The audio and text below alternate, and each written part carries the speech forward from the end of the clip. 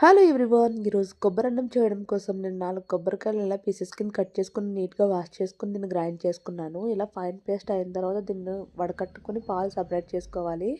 బిర్యానీలో మనం ఎలా అయితే పచ్చిమిర్చి, ఆనియన్స్, అల్లం వెల్లుల్లి పేస్ట్ వేస్తామో అలాగే వేయాలి.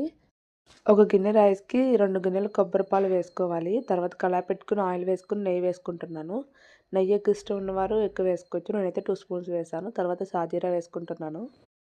బిర్యానీలో ఎలాగైతే మనం మసాలా సామాను అన్నీ వేసుకుంటామో సేమ్ ఇందులో కూడా అలాగే వేసుకోవాలి. నెక్స్ట్ ఇందులో పచ్చిమిర్చి వేసి ఒక 5 మినిట్స్ ఫ్రై చేసుకున్నాను. తర్వాత ఆనియన్స్ వేసి ఒక 5 మినిట్స్ ఫ్రై చేసుకున్నాను.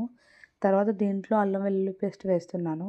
అల్లం వెల్లుల్లి పేస్ట్ వేసిన తర్వాత ఒక 5 మినిట్స్ బాగా వేపుకోవాలి. ఇది మొత్తం ఫ్రై అయిన తర్వాత కొబ్బరిపాలు వేసుకుంటున్నాను. ఒక గిన్నె రైస్‌కి 2 గిన్నెల కొబ్బరిపాలు వేసుకుంటున్నాను. సేమ్ ఒక గ్లాస్ రైస్ తీసుకున్న 2 గ్లాసులు కొబ్బరిపాలు వేసుకోవాలి. కొబ్బరిపాలు వేసిన తర్వాత దీనికి తగినంత సాల్ట్ వేసుకోవడమే. తర్వాత రైస్ వేసేస్తున్నాను ఇందులోని. రైస్ వేసిన తర్వాత బాగా మిక్స్ చేసుకొని ఇందులో కొంచెం కొత్తిమీర, అలానే బిర్యానీ మసాలా కూడా వేసుకోవాలి. ఇవన్నీ వేసిన తర్వాత ఒకసారి మిక్స్ చేసుకొని మనం సిమ్‌లో పెట్టి దీన్ని కుక్ చేసుకోవాలి. ఒక 15 మినిట్స్ దీన్ని అలానే వదిలేస్తే మనకు కొబ్బరన్నం రెడీ అయిపోతుంది.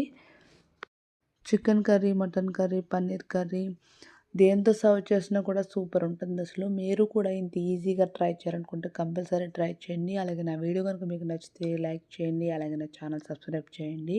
Bye friends.